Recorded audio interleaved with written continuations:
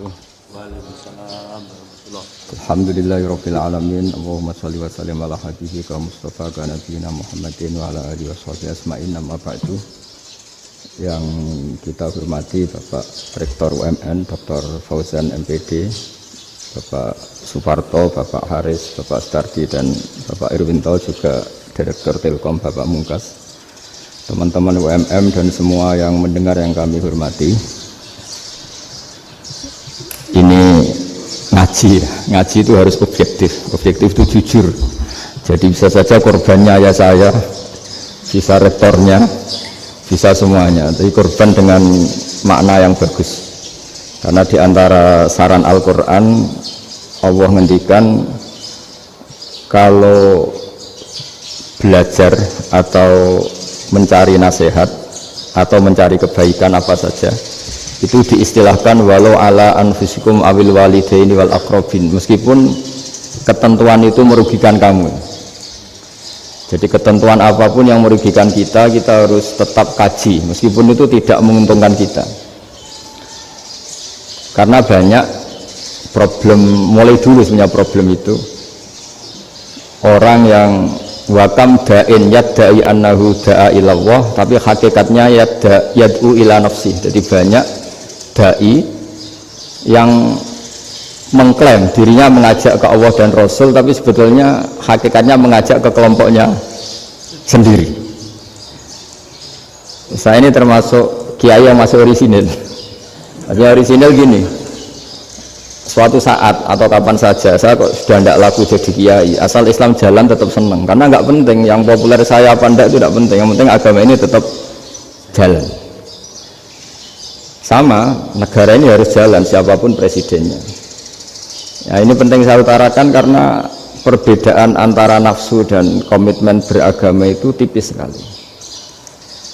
Sehingga dulu pernah ada cerita, ini bukti keadilan Rasulullah SAW. Pernah suatu saat Nabi itu ngaji, yang ngaji seperti ini. Terus ada pemuda dengan cueknya melewati masjid yang sedang dipakai Nabi ngaji. Singkat cerita semuanya ngomel ya, bergumam. Celaka betul pemuda itu, ada Nabi ngaji kok tidak ikut ya. Tapi Nabi secara besar hati ngendikan, ini ada di beberapa kitab di Fadhailul Kasbi, keutamaan kerja. Kata Nabi, pemuda itu mau mencangkul di lahannya. Jika dia mencari nafkah untuk keluarganya, untuk kebaikannya, maka itu bagian dari ajaranku. Jadi Nabi berbesar hati bahwa kerja seperti itu bagian dari ajarannya. Jadi tidak harus datang ke majelis ngaji. Dan bisa saja yang sedang hadir itu ya, orang yang hindari istrinya minta belanja dari ngaji terus benar dituntut belanja kan gitu. Mungkin anak-anak UMM yang kesini daripada tengok-tengok yang Malang bosan jalan-jalan ke Rembang gitu. Nah, jadi nggak mesti benar juga niatnya gitu. Jadi ya sama itu. Jadi kalau di dunia kiai yang masih orisinil itu, nafsu itu benar-benar dilatih. Maka masyhur dalam cerita ada orang perang sama Ali radhiyallahu anhu. Ketika perang ini sangat semangat, tapi ketika orang itu meludahi dan Sayyidina Ali ini tersinggung karena diludahi, Sayyidina Ali langsung angkat tangan, sudah perangnya nggak usah diteruskan karena saya marah sama kamu sekarang demi nafsu, karena kamu meludahi saya, padahal saya tadi motifnya demi Allah dan Rasul. Jadi sangat tipis bedanya kita emosi karena diri kita dan emosi karena Allah dan Rasul. Sehingga ketika diludahin ini terus beliau mikir, jangan-jangan perang saya karena saya diludahin. Nah, yang hilang dari peradaban modern adalah Allah itu tidak begitu hadir di hati kita. Saya sering cerita di mana-mana, teks hadis itu sebenarnya berbunyi gini, ini hadis sahih. Mangka na yu'minu billahi wal yawmil akhir fal yukrim jarohu. Ada yang fal yukrim jarohu doifahu, ada yang fal yakul khairan awal yasmut. Siapa yang iman dengan Allah dan Rasul maka harus memuliakan tetangganya, memuliakan tamunya. Dulu itu ada seorang ulama dipanggil anak muda, dibully terus sekarang. Wahai kiai, datang ke rumah saya. Datang kiai itu. Setelah sampai ke rumah orang itu, silakan kiai kembali ke rumahnya, saya tidak butuh kiai. Kiai itu dengan riang kembali. Setelah di rumah dipanggil lagi, Pak Yai silahkan datang ke rumah saya. Datang lagi. Ya senyum-senyum kiainya santai. Wah nggak jadi butuh Pak Yai, silahkan kembali lagi. Sampai 3 kali. Oh itu kalau rektor digitukan marah itu. Dosen marah. Kiainya santai. Santai senyum-senyum rileks. Ketika ditanya, kenapa Pak Yai tidak tersinggung? Jawabannya unik. Anak muda, saya ini senang sekali nuruti perintah Allah, disuruh menghormati tetangga. Sehingga ketika Anda manggil ya saya datang. Ketika Anda nyuruh pulang ya saya pulang. Saya senang sekali nyenangkan tonggo. Dan itu perintah Allah, jadi tidak ada hubungannya dengan kamu. Wah pemudanya nangis minta dimaafin. Kalau kita kan enggak, kita ini dosen, kiai, mungkin kita doktor, mungkin kita profesor. Tapi kita ini sering didikte oleh orang bodoh. Kalau orang bodoh itu jengkel, lo kita ya jengkel. Lo kamu jengkel, dijengkelkan orang bodoh itu namanya terdikte. Itu bodoh apa pinter? Wah itu tidak pinter sama sekali. Kalau betul-betul kamu pinter, hanya bisa didikte oleh Allah Subhanahu wa Ta'ala. Jadi antara hukum Allah apa? Wa ahsin man asa'a ilaika, berbuatlah baik sama orang yang berbuat buruk sama Anda. Itu dikteannya Allah. Kalau dikteannya orang-orang bodoh, kayak dimangkel ben mangkel, terus kamu mangkel, itu bodoh apa pinter? Nah, problem kita kekinian adalah wong pinter, wong bodoh, itu bodoh-bodoh bisa didikte oleh sekelilingnya. Terus karuan wataknya perempuan seperti itu, wataknya anak-anak seperti itu, kita didikte. Anak-anak jengkelin kita mangkel, berarti kita didikte oleh orang bodoh. Makanya agama itu unik, kadang ngendikan wa ahsin man asa'a ilaika, kadang wasil man qata'aka, sambunglah orang yang memutus kamu. Karena dengan demikian kita hanya didikte oleh Allah Subhanahu wa Ta'ala, bukan didikte oleh hukum sosial. Cara Jawane nak ngapiki tangga sing apik akeh tunggale. Berbuat baik sama yang berbuat baik pada kita itu, mbok orang fasik ya seperti itu, maling ya seperti itu, sama. Tapi kalau berbuat baik sama orang yang berbuat jelek sama kamu itu baru luar biasa. Dan memang teksnya hadis wa ahsin man asa'a ilaika, berbuat baiklah sama orang berbuat buruk sama kamu. Jadi nggak boleh orang didikte. Makanya ngaji di sini diantaranya saya akan cerita dalam sebuah hadis sahih, dalam hadis hasan yang diriwayatkan Imam Tirmidzi, ada kalimat dari Rasulullah SAW. Dawe Nabi, la takunu imma'atan taquluna in ahsanan nasu ahsanna wa in zalamu zalamna walakin watti'u anfusakum in ahsanan nasu an tuhsinu wa in asa'u alla tazlimu. Kamu jangan jadi orang yang mudah diombang-ambingkan oleh orang sekeliling kamu, yaitu kamu mengatakan jika orang baik ke saya akan baik, jika orang buruk ke saya juga akan membalas buruk. Itu namanya Anda didikte. Tapi berkomitmenlah kamu akan berbuat baik meskipun orang lain berbuat buruk. Nah sekarang logika sosialnya begini, kalau di Indonesia itu ada 1000 kiai, ada 1000 profesor yang ingin membenahi Indonesia, rata-rata orang awam itu semau gue, terus mereka mendikte kita, perilakunya nggak simpatik, perilakunya jengkelin, terus 1000 profesor ini ikut jengkel, itu kira-kira jadi solusi apa goblok bareng? Sama 1000 kiai ini ikut jengkel, ini jadi solusi apa goblok bareng? Goblok bareng. Nah problem sekarang kita ini biasa didikte orang bodoh. Nah makanya ciri khas orang muslim itu kata Nabi, mangkana yu'minu billahi wal yaumil akhir, jadi baik tetangga karena perintahnya Allah dan Rasul. Pentingnya apa? Bedanya karena berbuat baik ini perintahnya Allah, mbok tonggo apik lah kita tetap apik karena perintahnya Allah dan Rasul. Begitu juga dengan hubungan dengan istri, dengan anak. Bojomu lagi cerewet lah ya tetap apik. Karena dengan cara itu kita hanya tunduk kepada Allah dan Rasul. Tapi kalau kamu, istri saya kalau baik ya saya baik, kalau enggak ya enggak, berarti Anda didikte oleh perilakunya dia. Itu latihan, ya kalau dalam bahasa pondok latihan jadi wali itu yang paling berat. Nabi itu kalau sama orang munafik itu sabarnya Masya Allah. Padahal Nabi berso kalau orang itu orang munafik. Karena dengan cara seperti itu, bahwa kebaikan Nabi pada seseorang itu atas perintahnya Allah dan Rasul, bukan atas nama servis.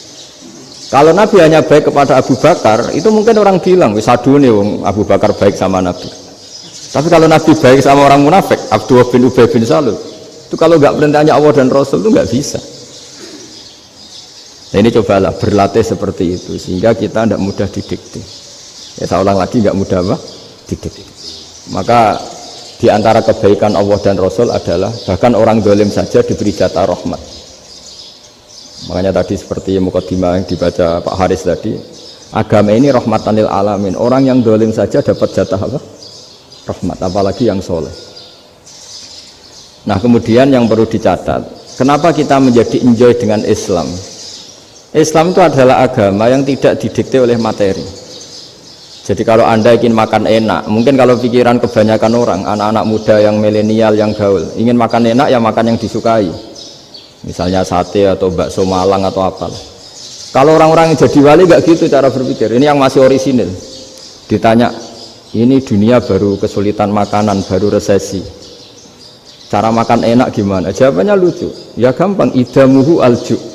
Idam itu lauk. Kalau kamu ingin makan lauknya paling enak apa? Alju. Kamu harus lapar banget. Sampai kalau puasa itu melihat tempe itu wah luar biasa. Tapi kalau kamu nggak puasa, air putih itu nggak menantang. Tapi kalau puasa, tempe air putih itu menarik dan Anda tetap lahap.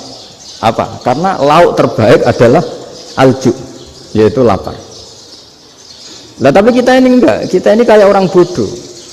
Kayak orang bodoh tadi, profesornya makan nyaman ya kalau sesuai selera. Nah, itu kan sama dengan anak-anak ABG. Anak ABG itu makan lahap ya kalau yang disukai. Lalu bedanya apa ABG sama profesor? Kalau cara berpikir masih sama kan itu. Kiainya juga gitu. Kiai makan enak kalau yang disukai, kalau enggak ada. Lalu bedanya apa kiai sama orang awam? Orang awam juga gitu, makan lahap ya kalau yang disukai. Nah ternyata perilaku kita ini yang pintar sama yang bodoh sama mas. Kalau kamu ingin berkasta lebih baik, itu cara makan enak itu apa? Idamuhu al-ju'. Lauk terbaik adalah karena kita sangat lapar. Makanya masyhur dalam cerita-cerita tarikh sirah nabawiyah, Nabi diberi hadiah, beberapa hadiah. Di antaranya ada yang diterima, ada yang enggak. Termasuk yang dikembalikan itu dokter. Ada seorang raja memberi hadiah Nabi dokter Tobit. Itu sama Nabi dikembalikan karena dokter ini sudah lama kumpul Nabi itu gak pernah sakit. Akhirnya dokter ini putus asa, ini gak perlu diobatin. Ketika ditanya kenapa ya Rasulullah engkau gak pernah sakit, karena kita ini kaum, kita ini komunitas masyarakat yang tidak akan makan kecuali lapar, dan kalau sudah makan berhenti sebelum kenyang. Jadi sederhana sekali pengobatan zaman Nabi. Sebagian besar penyakit itu pasti disebabkan kita ceroboh dalam hal makan. Sudah ngerti kalau durian masalah, kalau makan durian nggak kehitung gitu. Apalagi kalau gratisan itu tambah banyak. Gitu.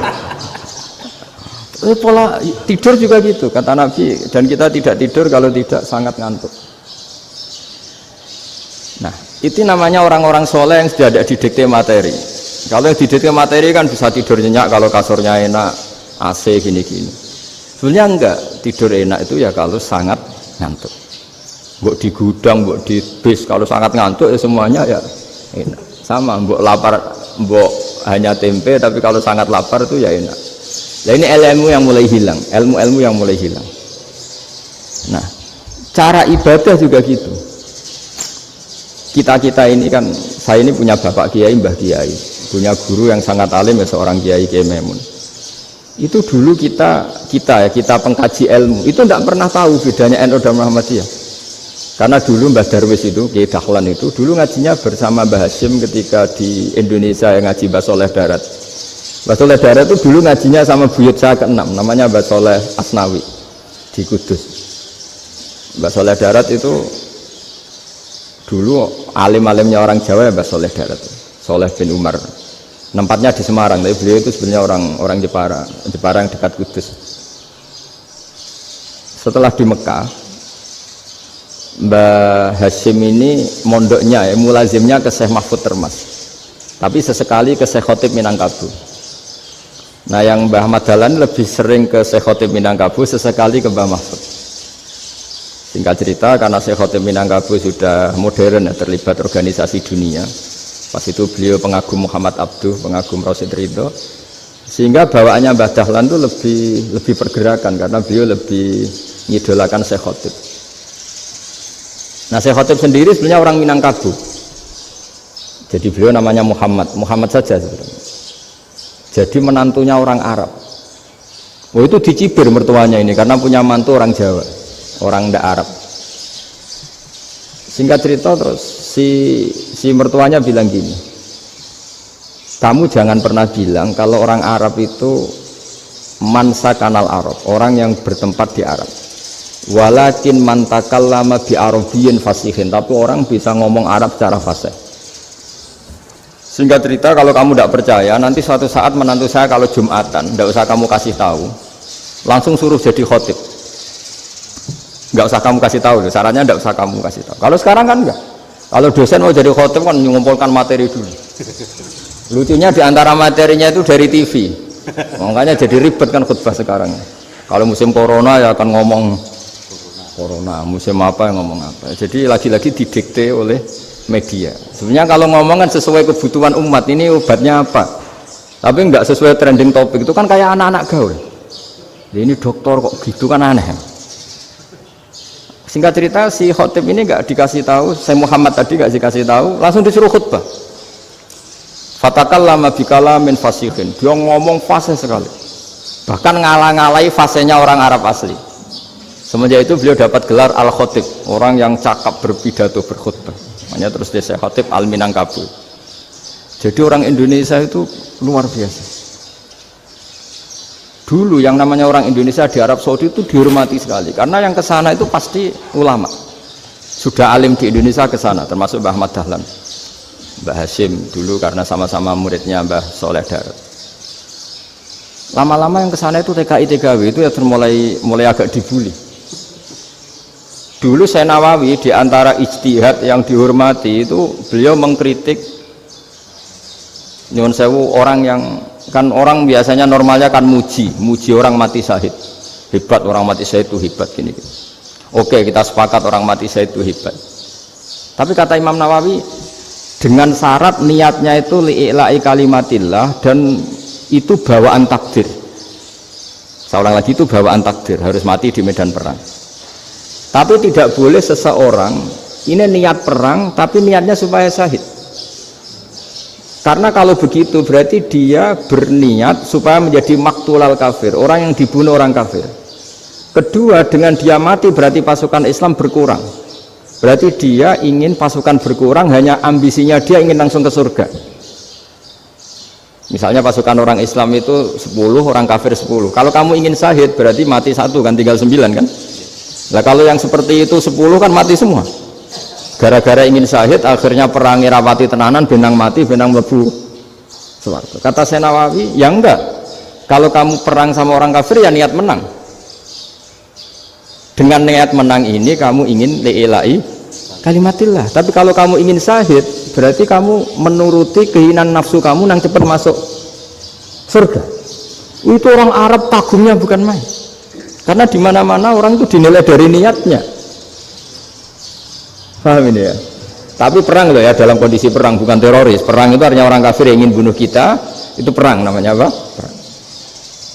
Dulu orang cerita syahid itu hanya pokoknya syahid itu hebat, pokoknya syahid itu hebat.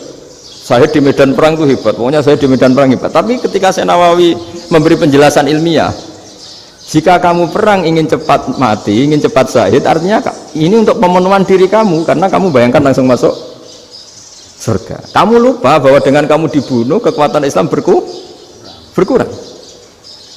Akhirnya beliau memberi penjelasan. Syahid itu bagus, itu sebagai takdir. Hanya takdir itu kita perang yang ingin menang, tapi takdirnya mati. Jangan dibalik. Oleh perang rapati tenanan, benang mati namun lebu. Itu yang pertama, termasuk ulama yang pertama memberi penjelasan itu Syekh Nawawi. Akhirnya melahirkan kekaguman yang luar biasa dengan tafsir Munirnya itu. Terus beliau itu orang yang rileks kalau menjelaskan ilmu. Ini juga guru-gurunya Mbah Hashim, Mbah Guru sama Mbah Hashim sama Mbah Ahmad Dahlan Syekh Nawawi itu. Jadi dulu yang alim di Arab itu ada Syekh Nawawi, ada Syekh Khotib Minangkabau, ada Syekh Bakir Jogja, ada Syekh Mahfud Termas. Itu Orang Indonesia banyak sekali yang alim. Bahkan diantaranya yang dikagumi Al-Azhar itu juga orang Indonesia, nama Syekh Abdul Manan, itu mbahnya Syekh Mahfud Termas. Itu pertama ada duta besar Indonesia di Mesir, itu termasuk barokahnya Mbak Abdul Manan tadi, itu juga orang Indonesia. Jadi pemahaman ulama Indonesia itu khas, termasuk ketika memaknai apa? Syahid. Ketika memaknai apa? Syahid. Itu unik.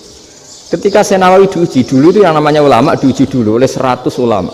Jadi dulu ya ada kompetisi. Imam Bukhari diakui jadi ahli hadis itu diuji oleh mi'atu muhaddisin, 100 orang ahli hadis, sanad dibolak-balik, matanya dibolak-balik, tapi beliau tetap bisa mengembalikan proporsi sanad itu. Senawawi pernah diuji gini. Ayul afdol al ulama awe salatin. Keren mana ulama sama raja atau sama orang-orang kaya, sama penguasa? Ya keren ulama. Terus dibully sama orang. Tapi setahu saya banyak ulama yang antri di rumahnya raja, tapi saya tidak tahu melihat raja antri di rumahnya ulama. Kan kebanyakan kan mungkin ustadz atau kiai yang antri ngajukan proposal kan enggak. Nah, kalau raja kan enggak pati itu, malah enggak usah antri, kiainya sudah nyambut sebelum datang. Jawabannya lucu Senawawi itu, dan yang tanya itu langsung diem. Ya karena ulama itu tahu fungsinya uang, sehingga cara nyari sampai seperti itu. Sementara raja-raja itu tidak tahu fungsinya ilmu, makanya tidak pernah sowan ulama. Sehingga, jadi ya dianggap enteng saja. Ulama kan tahu fungsinya uang, tahu untuk pondok, tahu masjid. Sementara raja tidak tahu fungsinya ilmu. Jadi itu khas Jawa ya.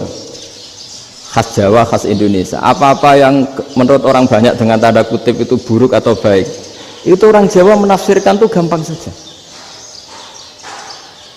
Sehingga semenjak itu Jawa itu dipandang betul. Saya punya kitab namanya Qadayal Haji wal Umrah. Itu terbitan Hayatul Ulya Arab Saudi, milik Wahabi.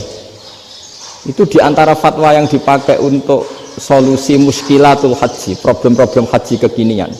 Itu fatwanya syekh-syekh yang dari Indonesia, termasuk Syekh Khotib Minangkabau, Syekh Nawawi Banten, Syekh Bakir Nur Jogja.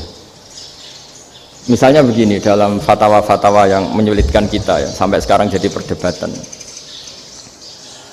Ketika Safa dan Marwah itu dengan batas tertentu, saya ulang lagi dengan batas tertentu, mau tidak mau atas nama kebutuhan, itu kan butuh perluasan. Karena kalau naik turun itu mudah disepakati ulama. Jadi misalnya gini ya, saya punya tanah seluas ini, pasti orang akan mengatakan sampai bawah ya tanah saya, sampai atas tanah saya. Itu mujma' alaih, itu disepakati. Sehingga Nabi ngendikan al-Ka'bah min tuhumil ardi ilas sama Ka'batun. Ka'bah sampai ujung bumi, sampai ke aras semuanya Ka'bah. Sehingga tidak ada perdebatan ulama ketika Masjid Haram di tingkat, kemudian yang di atas sholat tetap dia menghadap Ka'bah, tidak harus diluk melihat di bawah, enggak, karena Ka'bah sampai langit. Sama tanah Anda kamu tingkat sampai 10, enggak ada tetangga protes karena bawah sampai atas tanah Anda. Tapi kalau diperluas, tanah Anda kamu luaskan setengah meter saja atau 3 cm saja, iso geger mbek tonggo. Karena di mana-mana batas itu ya tadi, kalau atas bawah miliknya, kalau samping enggak. Pertanyaannya, perluasan Mina itu ke samping, perluasannya Matof yang Mas'a itu juga ke samping. Quaker kan ulama dunia. Bagaimana hukumnya Mina Jadid, Mina yang diperbarui atau Mina yang diperluas? Itu diantara rujukan baik yang membolehkan maupun yang menentang. Itu ya syekh-syekh Indonesia. Itu orisinal tuh. Saya punya kitab orisinal terbitan Hayatul Ulya, kira-kira ya kemenaknya Arab Saudi kalau di Indonesia itu. Itu yang dirujuk dawuh Syekh Nawawi, dawuh Syekh Khotib Minangkabau. Karena apa? Ada logika khas Jawa. Misalnya begini. Meskipun saya tidak perlu fatwa Mina Jadid sah apa enggak, memang jadi perkhilafan ulama. Misalnya kampung ini dinamai Mina. Pertanyaannya gini, tanah yang di samping ini bisa milik Anda apa enggak? Ya bisa Gus kalau dibeli atau dihibahkan. Berarti tanah di samping Anda menjadi milik Anda karena ada proses pengambil alian lewat beli maupun hibah. Nah masalahnya ini negara itu berhak menganeksasi atau memasukkan ini sebagai Mina. Itu ulama Jawa kalau ditanya alasannya apa? Fa innal muttasila bis-syai' hukmu dzalika syai'. Karena yang gantet, yang mutasil itu bisa dihukumi seperti sesuatu itu. Jadi kalau ini Mina, ya yang gantet Mina ini ya bisa dikatakan Mina. Beda dengan membuat Mina Malang Mina, wah itu tidak bisa, tidak mutasil kan? Itu enteng sekali ulama Jawa. Satu ya tentu karena kebutuhan, tapi asal masih al-muttasilu bihi, yang masih tanah yang masih mutasil dengan. Nah, ketika perluasan mas'ah antara sofa dan marwah kan misalnya ini batas luasnya sofa, ini batas luasnya marwah. Lalu atas nama kebutuhan, sofa marwah itu sampai sini. Sampai agak meluas ke sini. Itu geger Arab Saudi. Wah, ini gimana? Padahal tawaf itu harus antara gunung Sofa dan gunung Marwah, sa'i itu ya. Tapi kalau istilah Quran memang tawaf sama-sama. Makanya apa? Inna Sofa al Marwata min sya'airillah faman hajjal baita wa i'tamara fala junaha alaihi ayyat tawafati. Nah, jadi kalau istilah sa'i di Quran itu masih tawaf. Karena harus ada, kalau bisa lah, bukan harus. Kalau bisa memang harus ada unsur muternya. Kita kalau sa'i kan dari sini Sofa sampai sini Marwah, terus kan agak muter ke sini. Nah, kan agak membentuk lingkar, nah, makanya Quran tetap mengistilahkan apa? Tawaf. Jadi bukan sini ke sini terus sini ke sini kan enggak, tapi sini sampai sini terus muter kan, terus sini. Jadi antara setar dan selama ini prakteknya kan gitu ya. Sofa ngambil sini, terus ke sini, terus agak muter. Nah, karena ada unsur agak muter ini terus orang menyebut apa? Tawaf. Tapi itu bukan syarat sah, ini cerita ideal. Saya ulang lagi ya. Gunung Sofa itu puncaknya atau pucuknya kalau dalam bahasa Jawa itu hanya segini, ini sampai sini. Nah, kelompok Islam yang fikih keras nggak boleh diperluas karena Allah memilih tempat ini itu spesial, jadi nggak boleh ke yang lain. Tapi ketika kebutuhan mendesak, mau tidak mau harus diperluas. Itu jawabnya Kiai Jawa lucu. Gunung sing ketok iku sing dhuwure tok. Sikilane luwih ombo. Jadi karena kan gunung kan bentuknya gini. Nah, sofa yang kecil itu yang atasnya, tapi sikilannya sini kakinya lebih luas. Jadi boleh perluasan asal tidak melebihi kakinya. Ya dihitung ya lebih luas. Jadi Kiai Jawa itu kayak wong delok gunung Penanggungan, kayak gunung Arjuna. Di mana-mana puncak gunung itu lebih kecil timbang kakinya. Artinya diperluas ini bukan berarti tidak di sofa dan tidak di, itu khas Kiai Jawa. Jadi jangan kira orang Jawa itu tidak hebat sekali. Termasuk perkembangan hotel di Arab Saudi. Itu dulu sebelum ada hotel, buyut saya kelima atau keenam dulu haji, namanya Badur Rahman. Itu kalau mau ingin apa ya, menghindari terik matahari itu masuk gua. Itu masuk gua itu hanya separuh badan, kakinya di luar. Jadi jangan bayangkan kalau gua di Indonesia kayak gua Akbar di Tuban orang bisa masuk jalan-jalan, enggak. Gua di Arab itu kayak cepitan batu, tidak sampai masuk. Sehingga kepalanya dimasukkan, kakinya masih kena matahari, saking panasnya Arab Saudi. Sehingga dalam bayangan hijrah ketika Nabi bersembunyi di gua apa? Sur, itu kata Abu Bakar, kalau orang kafir melihat kakinya pasti melihat kita karena nggak bisa masuk penuh. Jadi orang itu mau dempes tok. Sehingga ya kira-kira luasnya gua paling segini. Makanya guyonannya kiai-kiai itu untung nggak kayak gua Indonesia. Kalau kayak gua Indonesia laba-labanya capek karena luas sekali. Jadi jangan bayangkan gua Arab tuh kayak gua Indonesia. Makanya bayangannya andai kan orang tuh melihat ke bawah pasti melihat kita karena orangnya nggak bisa masuk penuh, nggak bisa masuk 100%. Ya kayak cepitan batu lah mirip. Itu kan mirip Gunung Uhud. Gunung Uhud kata Rasulullah, nanti kalau kamu perang itu di atas, menang atau kalah di atas, musuh biar di bawah. Dengan di atas kamu bisa manah. Jangan bayangkan kayak Gunung Merapi, kayak Gunung Penanggungan. Lah kalau Gunung Penanggungan mana ke bawah yang layang kan? Jadi gunung di Arab itu kayak bukit. Ya sampean pernah kan ke Uhud itu ya sama ini aja tinggi ini kan? Nah ini yang ada, mulai ada mis. Makanya nerjemah itu susah di Indonesia. Karena jabal itu udah harus tinggi. Kalau tinggi nggak bisa mana dari atas ke bawah kan nggak ngefek kan? Sampean kalau ke Uhud gunungnya kan pendek sekali sehingga yang mana dari atas ke bawah ya kalau kena musuh ya celaka karena memang dekat. Ya kalau gunung Indonesia mana dari atas ke bawah yang layang nggak ngefek. Nah itu susahnya nerjemah bahasa Arab ke kita. Jadi apa ya? Transkrip itu nggak gampang karena ada pengertian yang beda. Kita kalau bilang gunung itu tinggi sekali. Lama-lama yang di Indonesia ini orang-orang yang bodoh. Sehingga orang Jawa kalau ke sana dibully, ya Jawa tak kulul khaya. Orang Jawa itu penggaweannya itu makan ular. Karena belut itu kalau di kamus itu persis ular. Dulu itu kan kamus tidak full color. Gara-gara gak full color, gambar belut sama ular itu sama. Belut itu belut sama ular kalau nggak full color gambarnya sama apa enggak? Sama. Terus orang Jawa itu kan masih banyak yang makan bajing itu apa? Ketupai. Bajing kalau digambar tidak full color sama dengan tikus. Gambar yang tidak warna. Hitam putih. Sehingga kita ini dibully pemakan tikus dan pemakan ular. Karena belut itu persis ular kalau digambar yang tidak full color. Sampai datang Syekhona Khalil, datang ulama ngarang kitab ya judulnya Al-Belut karena nggak terima bangsanya dinyek makan apa? Ular. Terus dikarang wal belut hayawanun bakhriyun, terus ya isu fi kadza wa kadza, itu beda dengan al-hayyah, itu diterangkan mulai bisa nerima.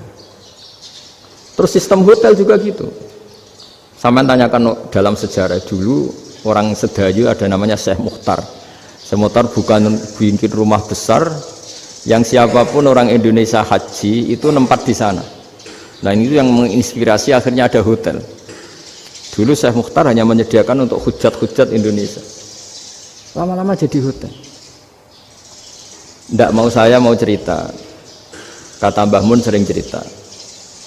Kenapa wa ma arsalnaka illa rahmatan lil alamin, kata Mbah Mun, Allah itu pasti bikin ulama yang tidak produk Arab itu pasti ada. Kalau orang Arab jadi ulama wajar, bahasanya Arab, domisilinya di Arab. Tapi Allah akan selalu bikin ulama yang tidak bangsa Arab. Imam Ghazali itu Tus itu Persia. Imam Bukhari itu kira-kira kalau sekarang ikut Uzbek. Ya. Imam Bukhari itu kalau negara sekarang ikut mana? Uzbek. Kenapa demikian kata Mbah Mun? Karena Allah sudah ngendikan wama arsalnaka illa kafatal linnas. Manusia semua ini kena khitabnya Islam. Kalau tidak ada ulama yang dari berbagai negara, kesannya Islam itu hanya milik orang Arab Saudi. Makanya Allah selalu bikin ulama-ulama yang bahkan tidak Arab. Termasuk Imamul Muhaddisin, yaitu Imam Bukhari, itu orang Uzbek, orang Rusia lah kalau sekarang, ikut Uni Soviet dulu. Imam Ghazali itu orang Persia. Syekh Nawawi itu orang Banten. Karena Allah ingin memaklumatkan bahwa Islam ini untuk semua, sehingga orang yang tidak Arab pun bisa belajar Islam, yang alimnya itu nggak kalah sama orang apa? Arab. Makanya ini PR ya. Kalau Gus Dah Ploso nanti ngendikan suatu saat orang belajar Islam itu bahkan orang Arab pun bisa belajar ke Indonesia. Kalau orang Indonesia bisa alim betul kayak dulu. Sekarang banyak liga antar ulama. Itu orang Indonesia pasti masuk. Ulama-ulama top dunia. Itu pasti orang Indonesia banyak yang masuk. Karena tadi ketika orang Indonesia baca kitab, itu orang Arab itu kagum. Kok bisa tidak bahasanya baca secara benar? Bukan sekedar bisa baca secara benar. Karena memang dilatih sedemikian rupa di pondok-pondok. Makanya kita semua lah yang alim di Indonesia itu kemana-mana ya pasti alim. Dulu putra Mbah Mun namanya Gus Zofur itu tahun pertama ya sudah the best di tahun pertama. Kalau tahun pertama the best-nya ilmunya bawaan dari sarang. dari keluarganya. Gus Naji mondok di Sayyid Muhammad tahun pertama sudah dipuji sebagai yang teralim karena ya sanggup. Kalau dipujinya tahun ketiga, tahun keempat kan mungkin dapat dari sana. Ini tahun pertama. Saya ulang lagi tahun pertama. Karena pengajaran di Indonesia itu luar biasa di pondok-pondok ini. Makanya kalau dalam anekdot pondok itu cerita-cerita lucu itu. Ada orang Jakarta ngaji, setelah di kelas itu pelengahan terus. Melihat jendela, lihat pintu terus. Lama-lama gurunya marah. Kamu diajarin kok ndak punya sopan, melihat pintu terus gak memperhatikan guru ya. Anak Betawinya jawabnya lucu. Habis Pak Guru bohong ya. Kenapa ya? Kamu Pak Guru bilang Ja'a Zaidun, Zaid datang. Tak lihat gak ada yang datang. Setelah itu contoh nasab kan ro'a itu Zaidan, saya melihat Zaid, saya tidak melihat Zaid. Contoh ketiga yang jer kan maror tuh Zaidin, saya berjalan ketemu Zaid. Pak Guru diam di situ nggak jalan-jalan. Jadi saking detailnya Indonesia dia jari. Kalau rofa Ja'a Zaidun, kalau nasab ro'a itu Zaidan, kalau jer maror tuh Zaidin. Nah si murid Betawi ini karena pertama sekolah ngiranya gurunya itu cerita Zaid datang, makanya dia lihat pintu terus, mana katanya datang kok enggak datang-datang. Nah, dengan latihan seperti itu, kemungkinan orang Indonesia salah itu kecil karena memang dilatih betul. Saya ulang lagi karena memang dilatih betul. Sehingga ketika orang Indonesia ini yang cerita seorang wartawan, ini kisah nyata. Kali ini tidak anekdot, kisah nyata. Ada wartawan internasional meliput Ramlah itu di Gaza, di Palestina. Wartawan Indonesia ini hanya bisa bahasa Inggris. Dijak ngomong bahasa Arab. Terus dia bilang saya tidak bisa. Saya tidak bisa, saya bisanya ngomong Inggris. Tapi apa yang terjadi setelah sholat, si Indonesia ini jadi imam pakai sholat jariyah lagi. Baca bismillah benar, bismillahi jer karena mudhof ilaih. Terus ketika iktidal ya benar, Rabbana lakal hamdu mil'us samawati wa mil'ul ardi benar. Ketika tahiyat ya benar, at-tahiyatul mubarakatuh sholawat. Sama orang Arab ini diambungi. Orang Arab kalau senang orang itu dicium. Kamu tawaduk, sebenarnya kamu itu ahli bahasa Arab. Karena orang Indonesia sekali sholat itu nggak ada yang salah. Meskipun benarnya karena hafalan, tapi bagi yang ahli nahwu itu hebat. Misalnya kita kalau ngapalkan kan bismillahi, bismi jar karena ba, Allahi jar karena mudhof ilaih, ar-rahmani jar karena sifat, ar-rahimi karena sifat, alhamdu rofa karena mubtada, lillahi jar karena ada huruf jarli, robbi jar karena sifat. Sebetulnya tidak karena pinter, tapi karena hafalan. Tapi orang Indonesia hebatnya itu benar terus. Rabbana lakal hamdu, ya kan, alhamdu rofa, terus mil'us samawati ya rofa karena sifat. Sehingga terus orang Indonesia kalau sholat di Timur Tengah itu dipuji karena makhrajnya ya benar, rofa nasabnya juga benar. Nah itu di negara lain tidak ada, enggak Indonesia. Orang Cina itu sering bikin marah orang-orang Arab karena kalau dongo itu enggak fasih kayak orang Indonesia. Orang Indonesia kalau dongo ya Allahumma Allahumma tohir tohir qalbi qalbi. Orang Cina ini yang jadi guyon di Arab, Allahumma Allahumma tahir tahir kalbi kalbi gitu. Itu kan bedanya aja loh. Itu orang Arab pertama membiarin, lama-lama kalbun kalbun entak gitu, maksudnya asu-asumu gitu. Karena dia bilangnya qaf itu kaf. Jadi kalau Allahumma do Allah tohir, kalau aturi nyucekno panjenengan kalbi ing asu ingsun kan. Tapi kalau qalbi itu ati ingsun, tapi kalau kalbi anjing ingsun. Bedanya qaf sama kaf. Ada arah-arahnya kalbun-kalbun entak. Asu-asumu maksudnya kan. Tapi padahal orang Cina itu paling dilihat teksnya ya pakai qaf. Orang Indonesia enggak, mulai kecil dilatih sak fase-fase.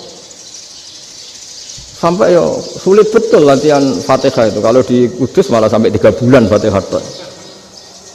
Sampai at-tahiyyatu, kurang lagi, kurang bersih. At-tahiyyat sampai gitu. Sampai ada cerita itu orang dipanggil maftuhin itu enggak melengak, harus maftuhin. Tapi barokahnya itu orang Indonesia kalau dongo memang benar-benar Allahumma tohir qalbi. Ya Allah sucikan hati kami, bukan tahir kalbi. Karena sekali jadi kaf itu maknanya anjing saya. Ya Allah sucikan anjing. Jadi ini orang Indonesia. Jadi kata Mbah Mun, dawe Mbah Mun, illaka fatal linnas, bahwa agama ini milik semuanya. Itu diantara bukti Allah menghendaki atau mendesain Islam seperti ini, orang yang belajar di Indonesia itu pengetahuannya Islam, pengetahuannya tentang Islam itu tidak kalah sama yang belajar di Al-Azhar, sama yang belajar di Arab Saudi. Makanya ini PR-nya UMM, PR-nya IAIN, PR-nya UIN. Bisa enggak sealim mereka dalam bahasa Arab? Nah, bahasa Arabnya mau man anta, ana zaidun. Jangan sampai, karena kita di sana ini kadang dibully. Orang Arab tuh kalau bully kita, sampai tak kasih cerita. Itu ngawurnya Masya Allah. Kata dia, ada anak orang Indonesia haji. Si anaknya orang Indonesia yang dijotos sama anaknya orang Arab. Dijotos, dipukul. Sehingga cerita terus si orang Indonesia nggak terima, anaknya yang orang Arab dipukul. Yang balas bapaknya. Orang Arab tanya, lima ada dorok ibni, kenapa kamu mukul anak saya? Itu orang Indonesia baca, wah aku sudah. Jadi hanya bilang gitu. Artinya anak saya dihadai maka tak ada. Arabnya gitu. Anak saya dipukul maka saya balas mukul. Itu orang Arab mantuk-mantuk, oh gitu. Paham? Suatu saat ada orang Indonesia itu sama orang Arab itu dilus-lus itu ya digini-giniin. Karena dia latihan bahasa Indonesia, latihan bahasa Arabnya itu masih mufrodat. Jadi kalau mengartikan yadun itu tangan, saro itu jalan. Jadi kalau jalan ya saro-saro. Roksun itu kepala. Ana itu ingsun. Jadi karena dia nggak ngerti penggunaannya. Itu bahasa Arabnya itu yadun anta. Jadi bukan yaduka tapi yadun anta. Berarti tangan kamu. Saro-saro itu jalan-jalan. Ala roksi anak yang atasnya sirah ingsun. Jadi mestinya yang benar kan yaduka saro ala roksi itu. Tapi enggak dipotong-potong. Yadun tangan kan, anta kamu. Berarti tangan kamu. Saro-saro jalan-jalan. Roksun itu sirah, anak ingsun. Berarti di atas kepala saya. Orang Arab tertawa-tawa. Tapi paham? Maksudnya seperti itu. Jadi kita ini dibully di Arab itu Masya Allah. Jadi akhirnya lahirlah ulama-ulama tadi yang saya sebut tadi. Bahkan pernah lama sekali ulama Indonesia itu jadi master di Arab Saudi, yaitu Senawi Banten. Itu kalau orang sana bilang itu Sayyidu Ulama Il-Hijaz, top-topnya ulama Mekah Madinah. Padahal beliau orang Indonesia dan dimakamkan di Ma'la itu dekat makamnya Sayyidah Khadijah karena sangat dihormati. Nah, di antara sebab dihormati adalah ketika orang memahami syahid, maknanya pokoknya maktulal kafir. Syahid itu adalah orang yang kalau perang itu mati di medan perang. Itu Imam Nawawi merinci secara detail. Kalau dia perang supaya tujuannya mati syahid cepat ke surga, berarti dia nuruti hadzun nafsi, ingin cepat ke surga. Tapi dia lupa bahwa dia dengan terbunuh pasukan Islam berkurang kekuatan. Maka syarat perang yang benar adalah ya ingin menang. Di mana-mana perang ya lillahi kalimatillah, supaya kalimat itu menang, jangan ingin kalah. Soal dia mati takdir, tapi jangan ingin mati. Wah, itu terus dikagumi. Ternyata memang, oh iya ya, kalau pasukan Islam 10, kafir 10, kita ingin syahid, berarti ya kalau orang ingin syahid kan terus mungkin perangnya ada hati-hati, main ngawur saja terus kalah mati. Sudah kalon satu kan, terkurangi satu kan. Nah kalau semuanya 10 punya niat gitu, nah itu Senawawi. Senawawi itu orang yang begitu gampang nerangkan Quran. Bahkan ketika orang Arab kesulitan ngartikan famathaluhu kamathalil kalbi intahmil alaihi yalhas atau tatrubuna yalhas. Orang tomak itu ibarat kayak anjing. Anjing itu kamu kasih makan ya tetap melet, menjulur-julurkan lidahnya, kamu ndak ya ndak. Imam Nawawi ditanya, ma wajhu sibbi, lalu wajah tasbihnya di mana? Beliau menjawab fitoma. Jadi anjing punya dua sifat yang berlawanan. Di bab ilmu dipuji, nggak ada hewan yang mudah menerima ilmu kayak apa? Anjing. Sehingga Quran mengistilahkan wama alamtum minal jawarihi mukallibin. Hewan yang mudah diajari itu oleh Quran dibahasakan sudah menganjing. Karena anjing adalah hewan yang paling mudah apa? Diajarin. Itu diakui oleh Quran wama alamtum minal jawarihi mukallibin. Tapi dia punya sifat yang sangat buruk sekali, yaitu nggak pernah puas. Makanya ketika Bal'am bin Ba'ura, ada tokoh yang kedonyan ya, itu kalau diistilahkan Quran walakinnahu akhlada ilal ardi wattaba'a hawa famathaluhu kamathalil kalbi in tahmil 'alaihi yalhas aw tatrukhu yalhas. Jadi anjing punya dua sifat yang berlawanan. Di bab ilmu dipuji karena paling mudah diajarin. Itu saya pernah ke Malaysia, diceritain sama polisi Malaysia. Anjing itu saking cerdasnya itu bisa deteksi CD palsu sama CD bajakan, asli sama bajakan. Itu kan nggak kebayang. Kalau narkoba mungkin masih ada bau khusus ya, atau mesiu atau bom masih ada bau khusus. Ini enggak. Anjing itu dilatih ngecek CD yang asli sama yang palsu. Wah itu kebablas itu pinternya itu. Itu harganya itu 1 miliar lebih, paling mahal. Jadi mungkin bisa deteksi ini dosen betul apa abal-abal itu bisa. Itu kiai betul apa kiai pesanan itu mungkin bisa. Itu saya punya kitab namanya Al-Hayawanul Kubro. Itu cerita prestasi-prestasi hewan. Itu yang berkuras-kuras sampai berjilid-jilid. Itu ya cerita anjing. Tidak ada hewan sebaik anjing. Di bab itu ya, di bab sampai ya tadi. Ada anjing yang sangat loyal sama majikannya. Loyalnya Masya Allah, sopannya Masya Allah. Anjing itu mbok lama berbakti sama sampean, nggak mau tidur di ruang tidurnya sampean, dia tetap tidur di luar. Corong Jawa nggak ngelama. Suatu saat si raja ini minum, wisata minum. Pas mau minum diterjang sama anjingnya sampai tumpah. Kecewanya raja ini itu karena selama ini anjingnya sopan sekali. Sekedar ganggu di ruangannya nggak pernah, malah ini mau minum minuman yang disukai diterjang anjingnya tumpah. Marah kan anjingnya di mana? Ternyata apa? Minuman itu anjing ini tahu kalau minuman itu beracun, diracuni oleh musuhnya. Itu saking hebatnya anjing sampai ketika ngawal rajanya itu tidak sekedar ada penjahat atau maling, bahkan trik-trik kayak minumannya diracun oleh orang lain itu anjingnya tahu. Sehingga pas mau diminum diterjang sampai terus supaya nggak keminum. Makanya Quran istilahkan anjing itu apa? Wa ma 'allamtum minal jawarihi mukallibin. Hewan piaraan yang kamu ajarin nanti sampai sepinter anjing. Makanya Ashabul Kahfi itu ketika ngajak anjing tadi, beliau tidur, anjing itu tidurnya bil wasit. Wakal buhum basitun dzira'aihi bil wasit. Jadi dia tidur dalam posisi siaga. Loh coba anjing itu nggak pernah sekolah karena dia posisi menjaga, tidurnya itu kayak siaga gini, bukan ngorok semadep ke atas terlentang, itu enggak. Andai kan dia tidur terlentang itu kan yang mau mengganggu kan, wah sunai turwa, itu enggak, dia tidur posisi siaga. Makanya disebut lawit tolak ta'alaihim lawalaita minhum firoron. Kalau kamu melihat anjing itu pasti lari karena dia posisi siap merekam. Jadi tidur tapi posisi siap merekam, jadi matanya tetap terbelalak kayak siaga. Padahal itu nggak diperintah, ya dia memang punya nalar untuk itu.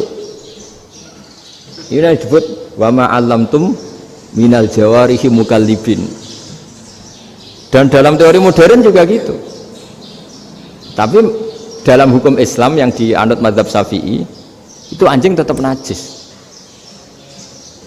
Ya sudah najis ya najis, tapi ada mazhab lain yang mengatakan tidak najis. Tapi tidak usah ngurmat anjing, geger nanti kalau rektor kampus punya anjing.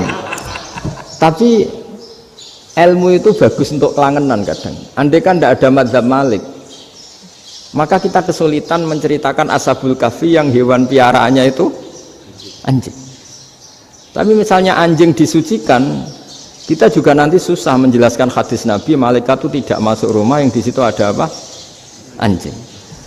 Maka ilmu itu, makanya kata Imam Sa'roni, sebagian ilmu itu memang kelangenan, tapi nggak boleh jadi praktek. Tapi harus ada. Misalnya begini, contoh paling gampang. Api dalam mazhab Syafi'i kan alat pensuci hanya dua, air dan tanah.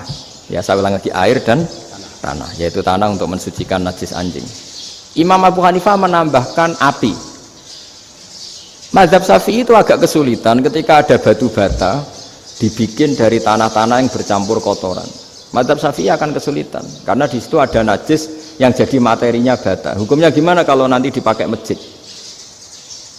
Tapi barokahnya ada beberapa mazhab. Abu Hanifah mengatakan dan api. Jadi apa tadi, air, tanah, api. Alasannya masuk akal. Ketika usatul mukminin, orang-orang mukmin yang ahli maksiat itu sebelum masuk surga, kalau dia dosanya banyak itu dibakar dulu supaya suci. Emas itu untuk memisahkan dengan materi lain juga harus dibakar. Berarti api termasuk alat. Artinya gini, batu bata yang materinya dari tadi najis sekalipun ini menjadi suci karena mengalami pembakaran. Tapi kata Imam Sa'roni, ilmu ini hanya sebagai ilmu.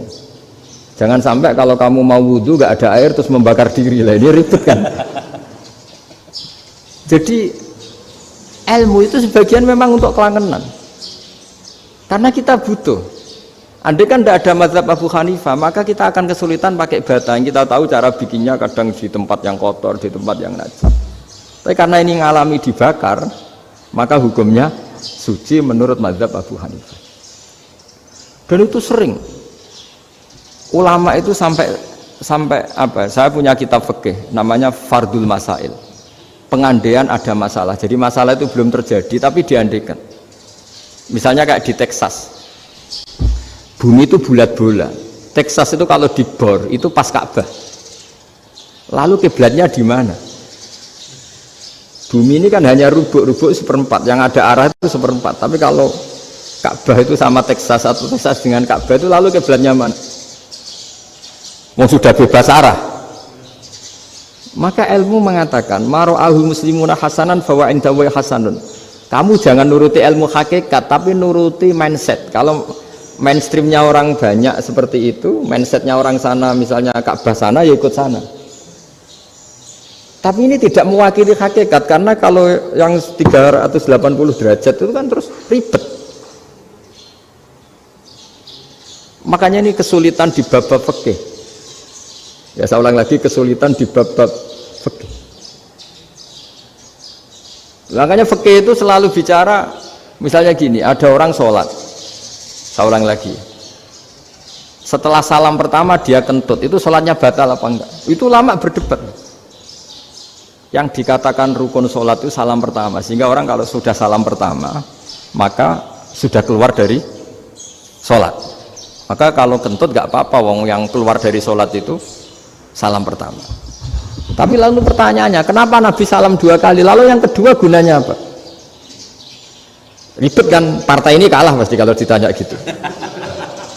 Tapi kalau ditanya dibalik, sholat itu satu ibadah yang dimulai dengan takbir, yang diakhiri dengan salam. Berarti salam pertama itu pengakhir apa nunggu salam kedua? Pertama, di semua ulama bilang salam pertama. Kalau salam pertama sudah pengakhir, berarti pembatalan setelah itu nggak punya efek, nggak punya akibat. Itu kan ribet, debat fikih itu memang ribet. Fikih itu memang senam otak karena pertanyaannya mirip-mirip seperti itu. Nah, sampean milih mana? Milih salam pertama apa salam kedua? Pasti ulama milih salam pertama. Jadi anehnya fikih itu di situ. Misalnya orang mati, takbir itu berapa kali? 4 kali. Andai kan takbir 5 kali itu batal apa enggak? Satu ulama mengatakan 5 kali itu batal. Karena rukunnya sholat jenazah itu takbir 4 kali. Berhubung ini rukun, kalau nambahi ke-5 berarti menambahkan rukun. Kayak kamu sholat rukuk 2 kali kan batal, sujud 3 kali batal karena menambahkan apa? Rukun. Berarti kalau takbir 5 kali batal. Tapi pertanyaannya, takbir itu adalah wiridan biasa, sehingga kalau ditambahkan nggak punya akibat, batal. Jadi perdebatan ulama itu kadang ya lucu.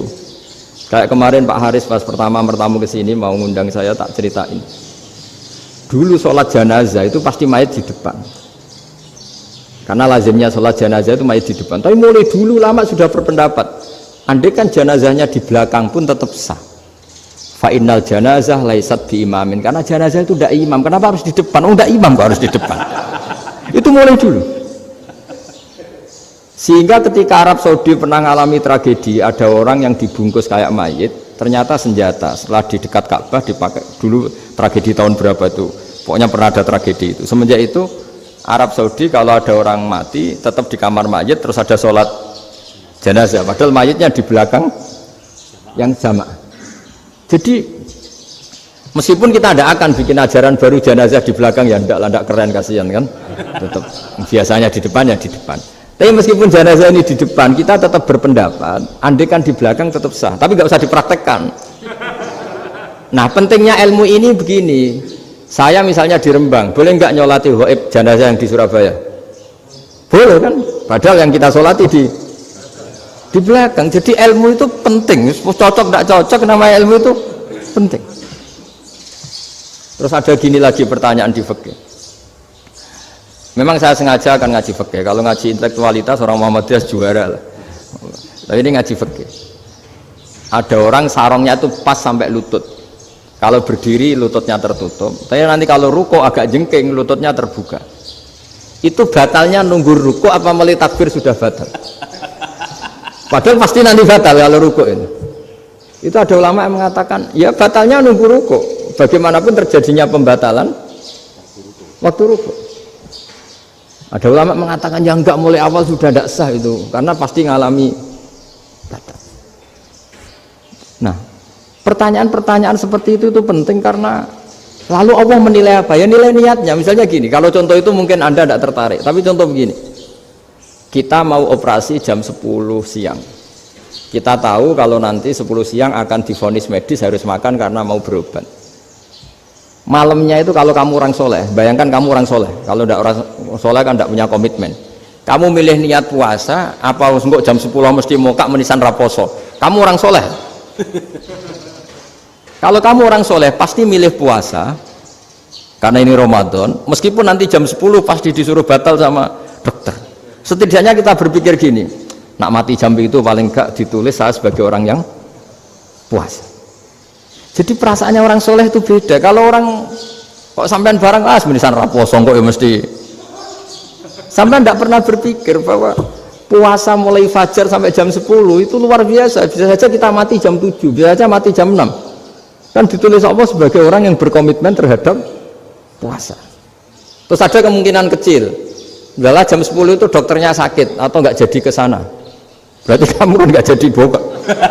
Kan yang mungkin juga sama yang tadi, delalah sebelum ruko ono wong sing nyarongi sampean sehingga sholatnya normal, kamu tidak menemukan pakaian yang pas, jebule pas setelah ruko mau ruko ono wong wah sholatnya kira bener disarongi.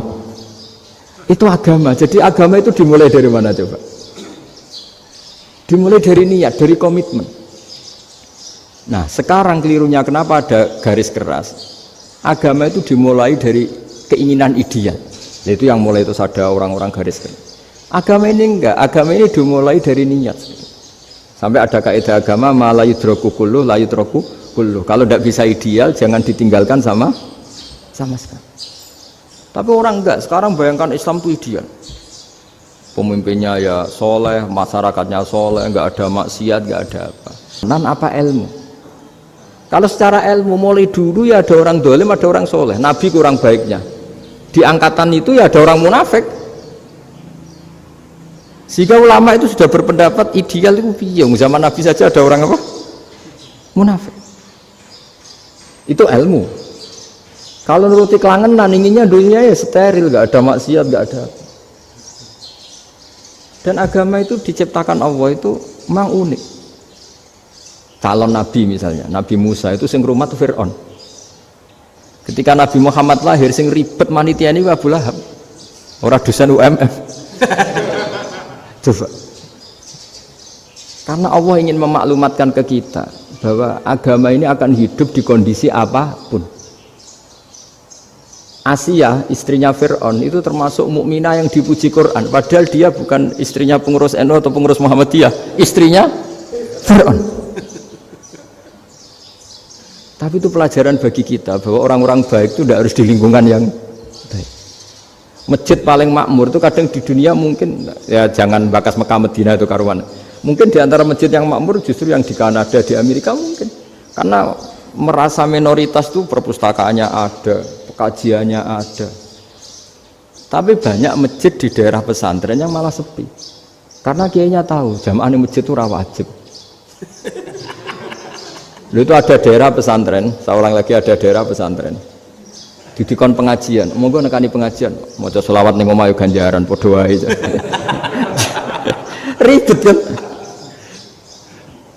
Mau dibantah itu benar, mau dibiarin merusak tatanan.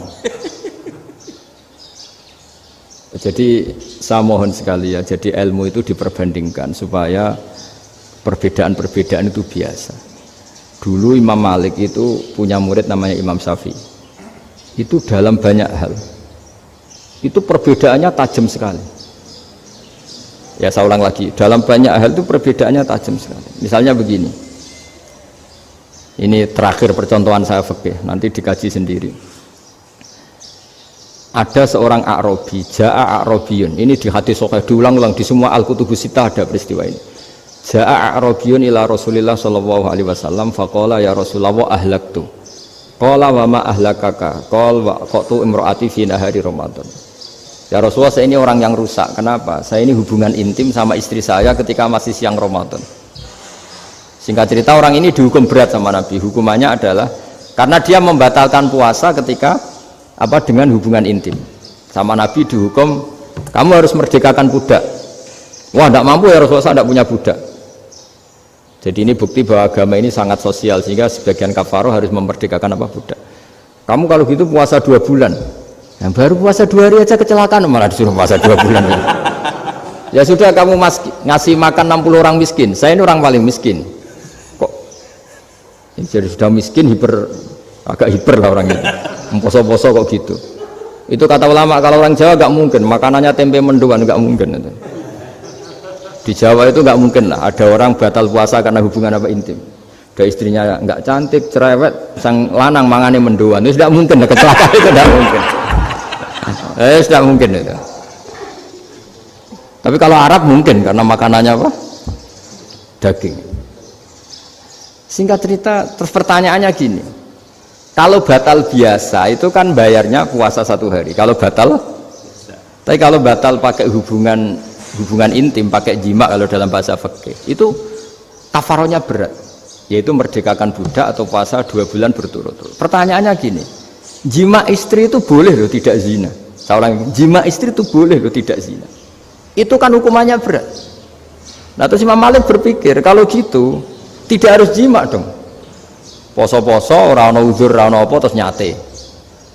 Esuk mangan bakso tanpa ada alasan syar'i. Hukumnya harus sama dong, karena jima hukumnya boleh, berarti semua iftar, semua pembatalan puasa yang tidak ada udzur syara' maka hukumnya sama, yaitu sanksinya sama.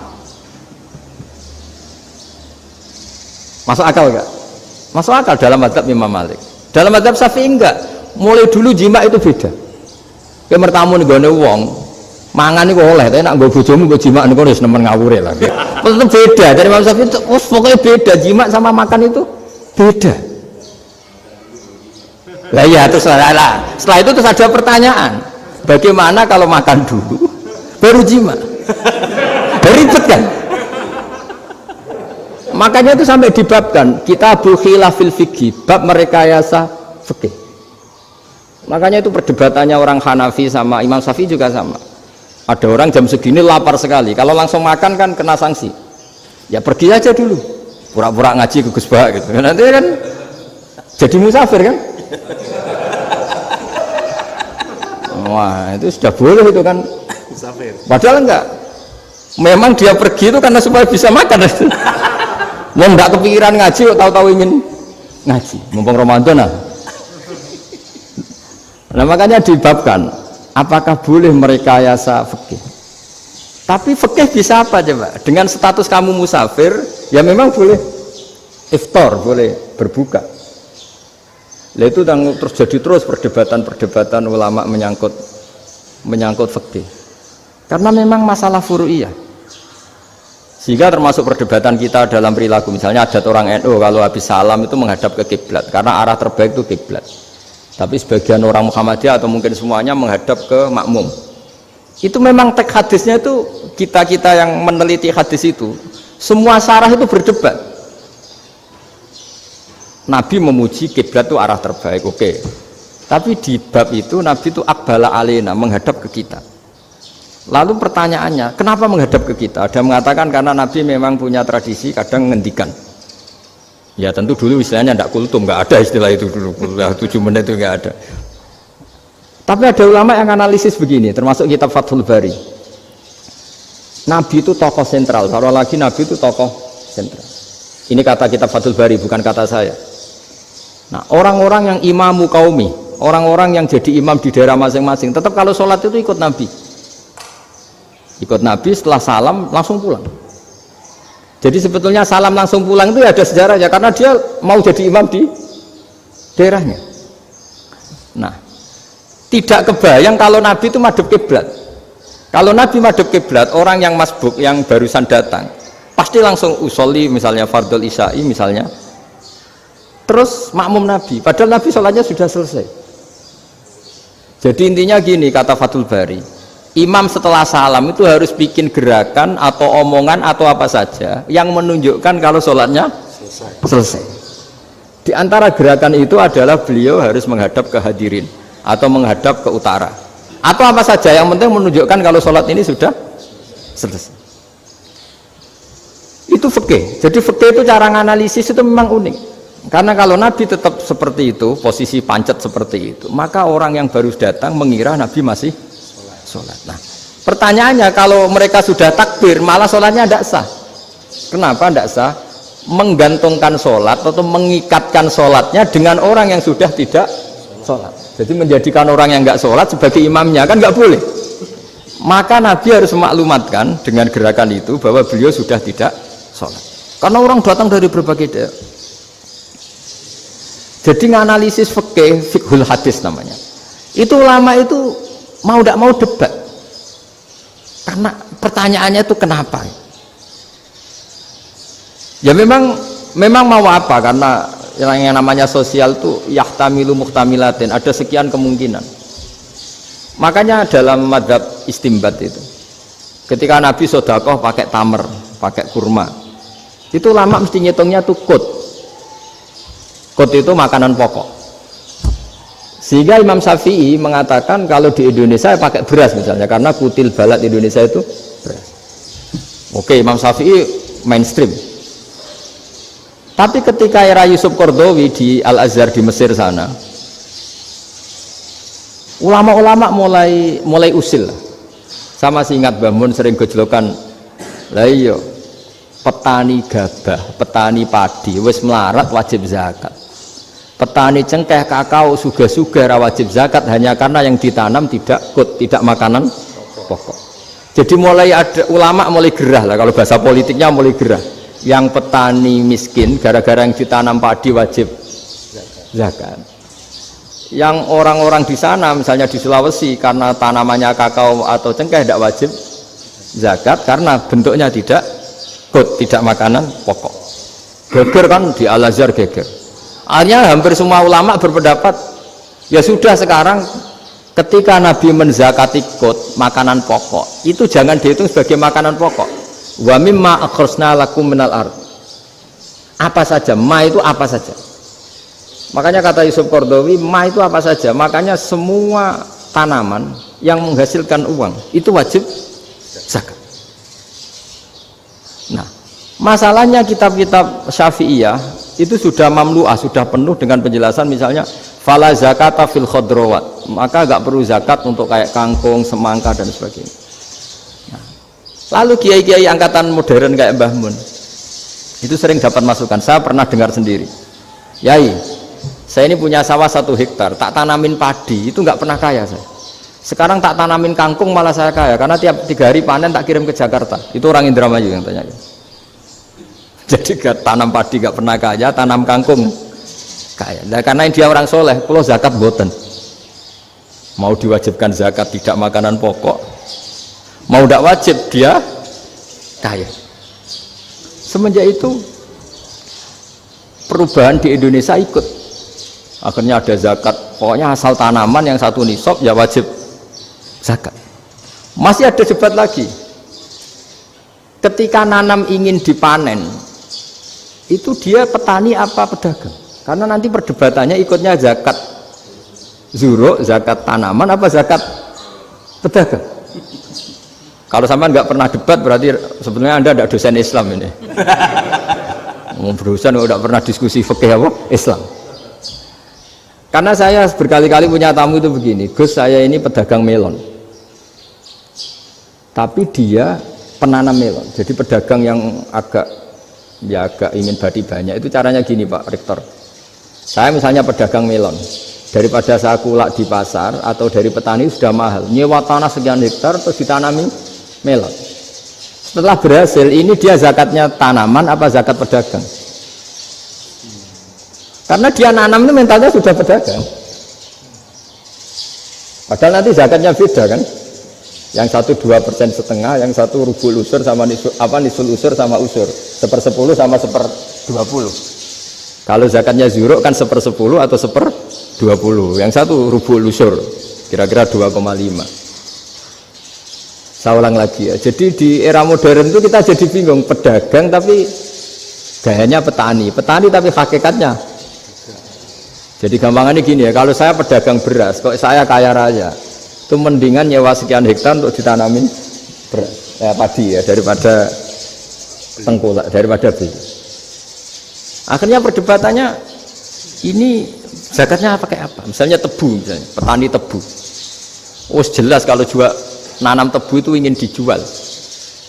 Masa apa digo es tebu berhektar-hektar. Lah kira-kira kalau menurut jenengan ini zakatnya zakat apa? Tijarah atau zakat tanaman? Mentalnya tijarah, mentalnya pedagang. Nah ini saya hanya mau cerita. Khilaf kadang-kadang orang angen-angen. Khilaf itu nggak mungkin enggak. Ya sama seperti NU dan Muhammadiyah selalu khilaf awal Ramadan. Itu memang nggak bisa nggak khilaf. Misalnya begini, saya beri contoh ya. Karena kadang yang khilaf juga nggak pernah belajar. Lucu kan?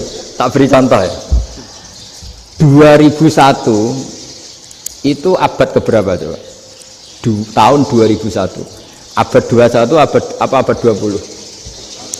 Abad 21. Jadi meskipun terpaut 1 tahun, padahal abad itu 100 tahun.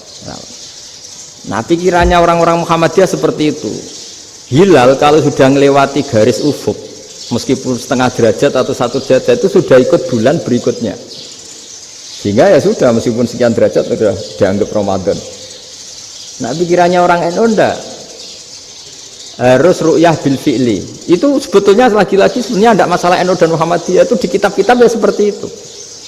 Kita ini enggak biasa goblok ya, artinya kita yang keluarga kiai tahunya kunut mazhab Hanafi, enggak kunut mazhab Syafi'i, tapi tahu-tahu ini mazhab NU, ini mazhab itu aneh itu menurut kita ini anggap apa? Mana ada Muhammadiyah jadi mustahid, mana ada NU jadi mustahid. Jadi sebetulnya orang tahu semua lah kalau Abu Hanifah itu tidak kunut, Imam Syafi'i itu kunut. Imam Syafi'i pernah main di masjidnya Abu Hanifah ya tidak kunut, ditanya kenapa tidak kunut? Jenengan itu presiden kunut, tidak sanggup mati Abu Hanifah, dulu biasa aja. Sekarang geger, ya karena tidak punya kegiatan. Sebenarnya itu tidak masalah, mulai dulu biasa. Saya teruskan ya. Nah, menurut mayoritas ulama nunggu ru'yah bil fi'li. Ru'yah bil fi'li itu gini. Mata telanjang bisa melihat karena agama ini menggantungkan perintah itu sama melihat. Kalau kamu tidak melihat itu bagaimana kena hukum? Ibarat gini, Pak Rektor datang ke rumah saya tapi saya nggak tahu. Kena nggak saya hukum harus menghormati? Dia datang nggak sembunyi-sembunyi. Saya kena hukum harus menghormati ya kalau melihat, kalau enggak ya enggak. Tapi Pak Rektor tetap bilang, tapi saya hakikatnya datang, jadi saya datang saja. Itu kan ribet. Akhirnya ya sudah, itu nggak ada khilaf sampai mati, ada khilaf karena yang satu menggantungkan hukum itu digantungkan sama tahu. Kalau tidak tahu ya, misalnya baju saya ini hakikatnya ada najis, pas sholat saya tidak tahu, sholat saya sah apa enggak? Sah, karena hakikatnya ya memang saya tidak tahu, tapi hakikatnya ada najis apa enggak? Ada. Ya sudah, itu sama-sama masuk akal. Ada lagi khilaf yang senam otak. Fasyamu salasati ayamin fil haji wa sab'atin idza raja'tum. Singkat cerita, ada satu pelanggaran haji yang kata Allah kafarohnya itu puasa 3 hari sama 7 ketika kamu pulang, idza raja'tum, ketika kamu pulang. Dalam mazhab Syafi'i yang namanya pulang itu yang haji sudah sampai rumah. Di mana-mana pulang itu ya sampai rumah. Dalam mazhab Abu Hanifah enggak, ketika orang sudah balik kanan dari Arab Saudi, dari Mekah, ya namanya sudah pulang. Misalnya gini, ini Pak Rektor pamit saya, Pak Haris. Gus, Pak Haris mana? Ya sudah pulang kata saya, padahal sampai Pandangan sampai Tuban. Tapi bagi keluarganya belum pulang. Lalu idza raja'tum ketika pulang itu bahasanya siapa? Bahasa istrinya apa bahasa yang ditamoni? Kamu ditamoni orang, terus tamunya mana? Sudah pulang. Tapi tanyakan istrinya, belum pulang. Khilaf-khilaf gini kok jadi geger itu kan goblok banget maksudnya itu. Jadi biasa, gini itu biasa. Jadi ya karena memang ini bukan masalah akidah, ini masalah furu'iyah, masalah fikih itu masalah furu'iyah. Mau tidak mau harus beda. Misalnya di sholat juga gitu. Wa ayu qu'udin qu'adal musolli sokat sholatu. Duduk dengan gaya apapun itu sholatnya sah. Sehingga sampean kalau haji atau umroh, orang Arab itu jenenge duduk ngenak awak di kursi. Duduk sopan ya hanya orang Indonesia loh. Kalau sholat itu masih duduk ala orang tahiyat. Kalau sampean di Mekah, duduknya pakai apa coba? Kursi ya? Oh enak sholat duduk. Karena memang takbirnya di fikih dengan duduk gaya apa saja sah. Makanya ngenak awak duduk di kursi. Ribet kan? Mau tidak disahkan itu namanya duduk. Mau disahkan masa iya soal Allah kok duduk santai-santai gitu. Tapi mau apa? Ini fikih. Ya sekarang lagi ini fikih. Fikih itu ya sudah, ini fikih. Makanya kalau ulama berdebat, misalnya Abu Hanifah berpendapat sholat itu wajib baca Fatihah pasal Quran. Dalam mainstreamnya ya Fatihah, karena la sholata liman lam yaqra' bi Fatihatil kitab. Tapi cara Abu Hanifah enggak. Faqra'u ma tayassara minal Qur'an, bacalah apa saja yang mudah bagi kamu, asal itu Quran. Sementing gak gending Jawa, gak nyanyi lah gitu. Ya sudah, mau apa coba? Jadi ya susah memang kalau fikih itu ya sudah seperti itu.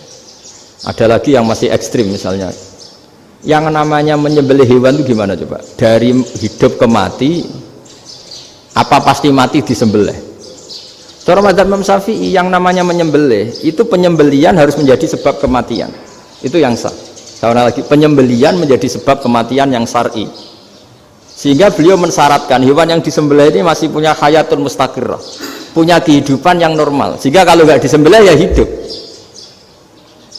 Sehingga kalau ada hewan ketabrak truk kejet-kejet mesti mati ini buat sembelih, itu nggak sah karena nggak usah disembelih ya wes mati kan. Karena ini hanya nunggu koordinasi Israel kan, dia kejet-kejet itu kan prosedur itu. Tapi tidak disembelih pun mati. Tapi cara mazhab Malik enggak. Pokoknya anggere jek duwe nyawa jenenge kewan urip. Dengan kamu sembelih berarti matinya mergo mbok sembelih. Meskipun nanti ya enggak usah disembelih ya mati. Coba hitung secara ilmu matematika. Kalau enggak disembelih hidupnya 5 menit. Gara-gara kamu sembelih hidupnya langsung mati. Terus dia matinya cara di persidangan matinya disebabkan apa? Disebabkan disembelih apa kecelakaan? Loh, debat toh kamu. Sama-sama UMM aja debat.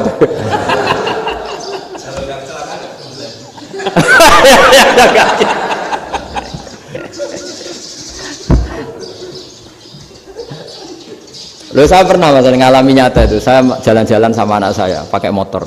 Sampai di jalan raya gitu ada ayam jago ketabrak mobil, kejet-kejet. Orangnya tanya, Gus ini halal atau ora? Gus kanggo kon halal lah. Suatu saat dia nggak terima kan, tanya, kenapa Gus? Ya nak kiai ra pantes, masuk kewan mesti mati nih tak sembelih. Nak kiai pantes kan? Karena aku tahu kamu tuh gak kiai, mesti motifnya itu mergo jago, jajal cilik gak mau takokno.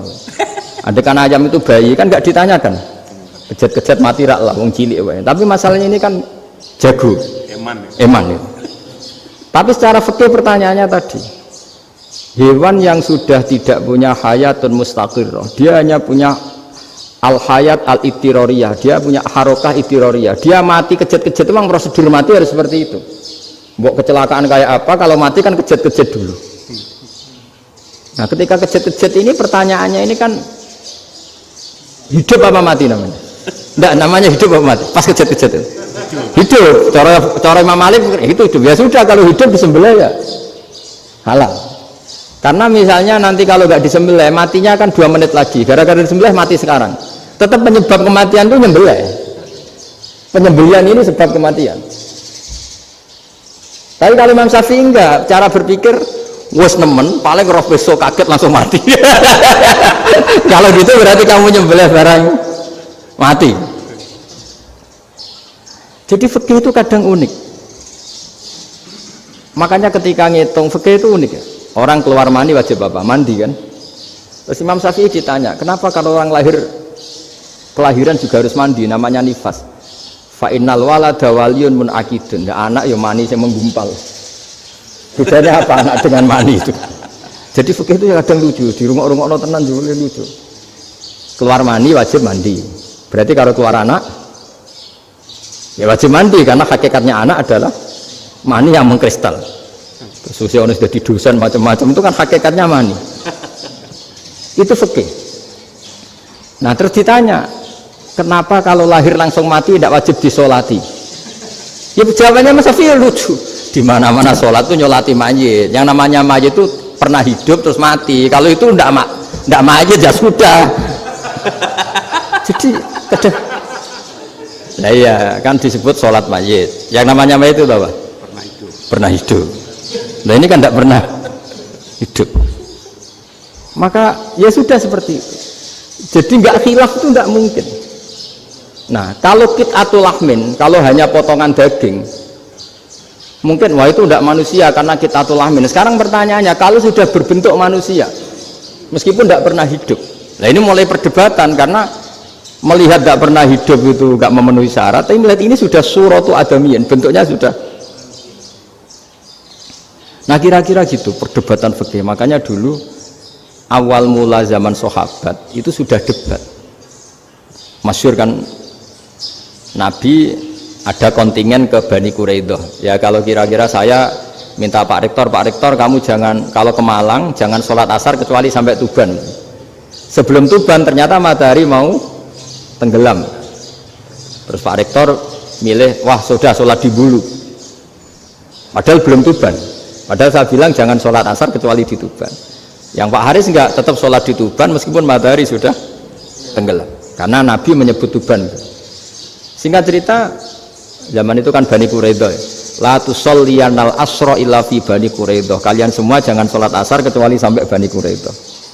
Ternyata di tengah perjalanan matahari sudah mau tenggelam, kira-kira kurang 2 menit atau 3 menit. Sahabat-sahabat, sudah lah kita sholat asar di sini. Kalau sampai sana pasti sudah tenggelam. Separuh sholat. Yang separuh enggak, kata Nabi harus di Bani Quraidah. Ya sudah nunggu di Bani Quraidah meskipun matahari sudah tenggelam. Sehingga cerita dua kelompok ini matur, ya Rasulullah kita ngalami ini perdebatan gini-gini.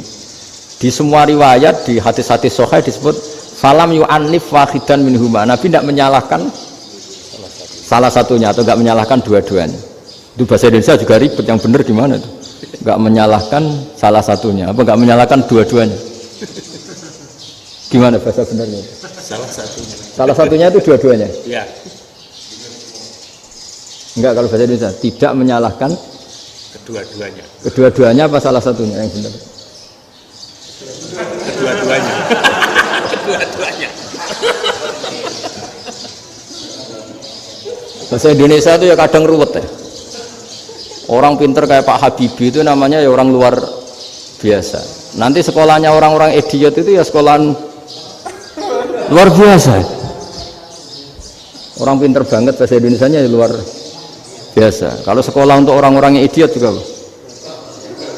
luar biasa. Jadi kalau dipuji luar biasa itu gak jelas ini luar biasa ya. Gak jelas kadang bahasa kita ini kadang ya gak jelas. Nah itu gak menyalahkan dua-duanya apa salah satunya? Keduanya, tidak menyalahkan kedua-duanya. Misalnya dibahasakan gak menyalahkan salah satunya, benar apa salah? Benar ya? Benar, ya sudah benar semua. Jadi itu bukti bahwa ijtihad itu boleh. Seorang lagi bukti bahwa ijtihad itu boleh. Padahal ini jelas yang satu harus sholat asar padahal matahari sudah tenggelam. Makanya diantara fikih unik itu begini. Saya ulang lagi fikih unik. Saya menyaksikan betul ketika ada orang tanya Mbah Mun saya ini Kopassus. Kadang latihan itu sampai waktu zuhur habis. Saya harus bagaimana? Jawabannya Mbah Mun itu unik.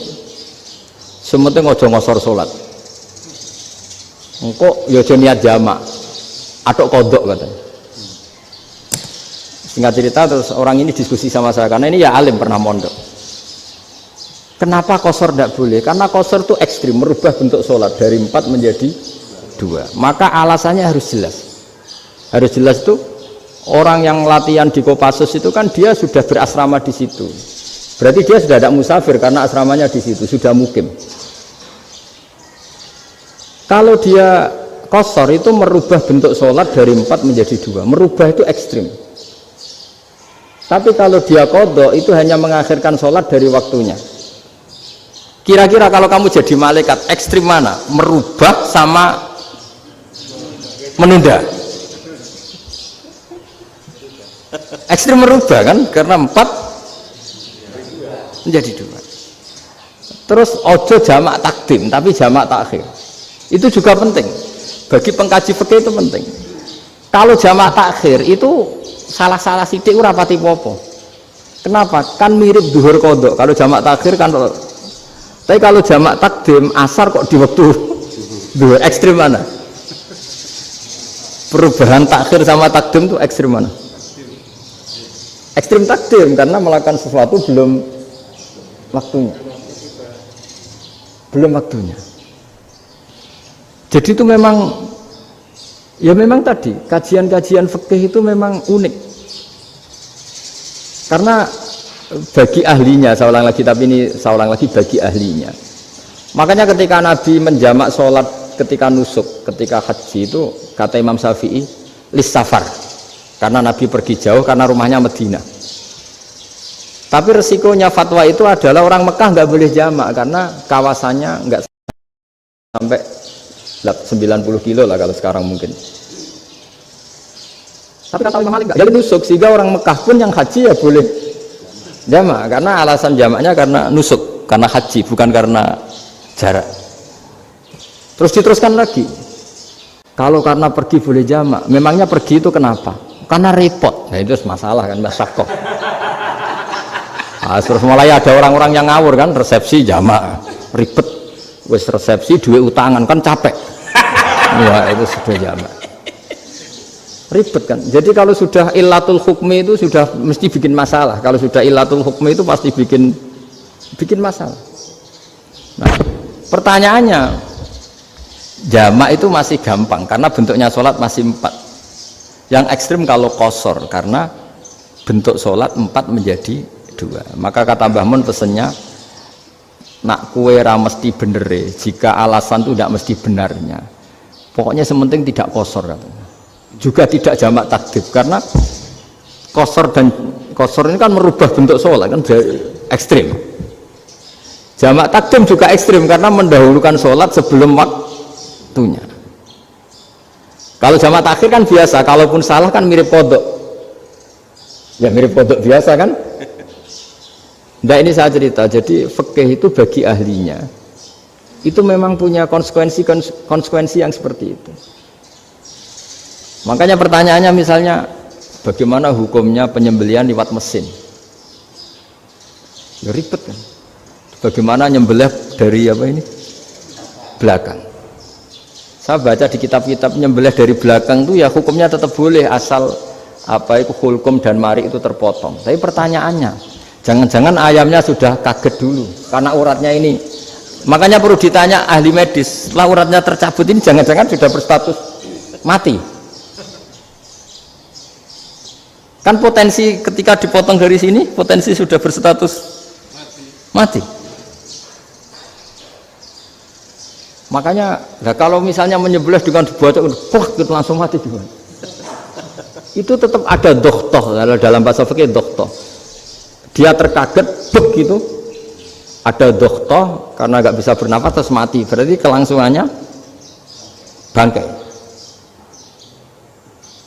Jadi orang yang pengkaji fikih itu ya seperti itu, memang itu yang ditekuni.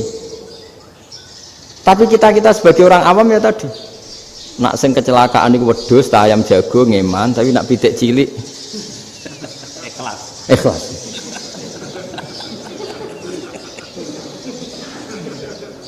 Makanya ada pertanyaan orang-orang, saya pernah ditanya itu ya bingung tenan. Gus, kalau ada orang mati oplosan misalnya, jenengan datang sholat enggak? Ya datang sholat kan, dia orang mukmin, saya tetap sholat. Kenapa aja? Ya kan matinya oplosan. Tapi andekan tokoh yang mati, kamu sholat enggak? Ya sholat kan dia tokoh. Jadi ribet. Fikih itu ribet. Makanya Imam Nawawi nanti ngendikan gini. Ada orang ngundang Nabi, ya Rasulullah, saya mohon nyolati ini. Nabi tanya, punya utang enggak? Punya. Nabi, saya enggak mau nyolati mayit yang punya utang. Terus ada sahabat datang, ya Rasulullah, utang itu tak ambil alih kami. Berarti dia sudah tidak punya utang.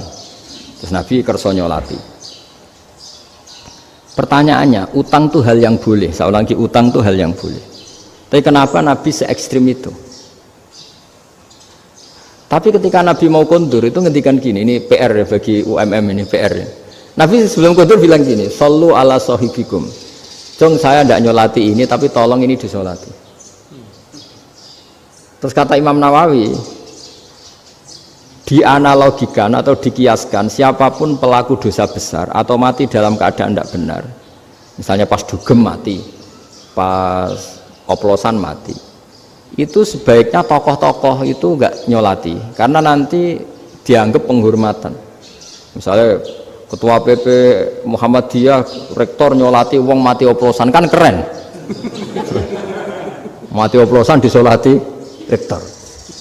Ya sudah, tapi kalau nggak disolati nanti ada tradisi yang keliru, yaitu janazatul muslim tidak ngalami disolati, padahal siapapun yang muslim janazahnya harus disolati.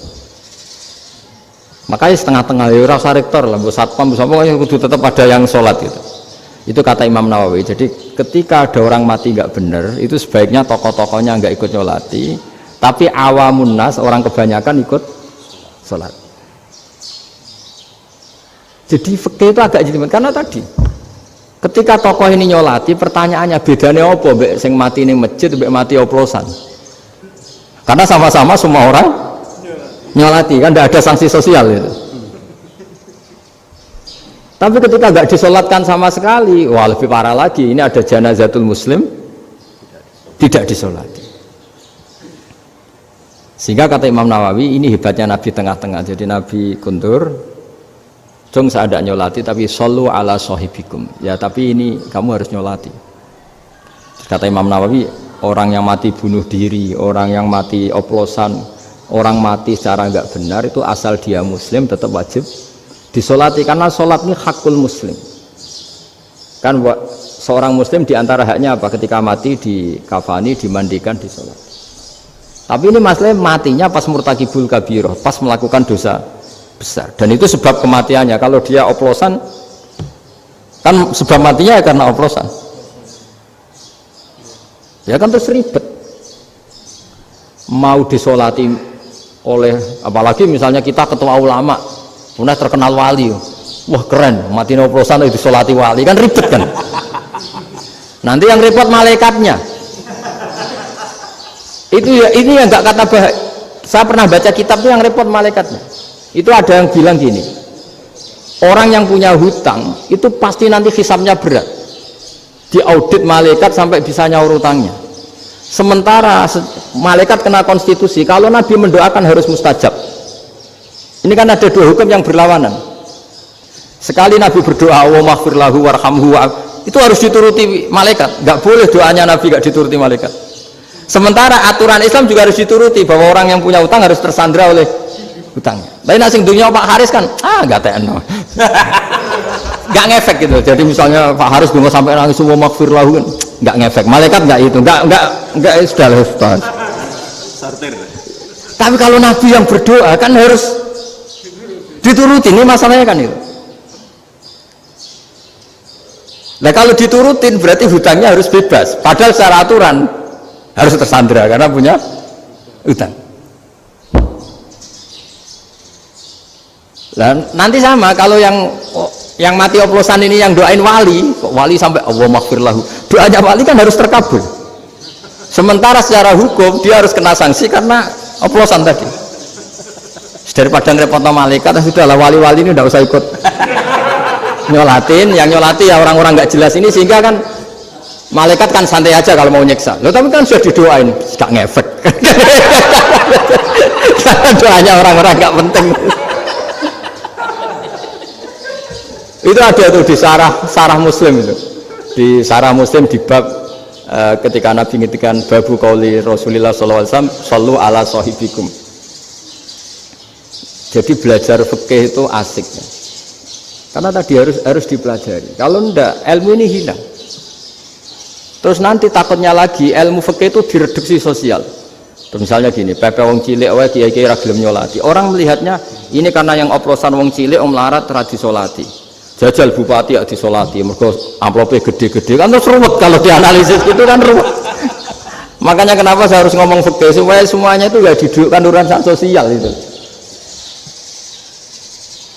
Nah kalau semuanya didudukkan sosial kan sentimennya sentimen sosial ya. Ribet.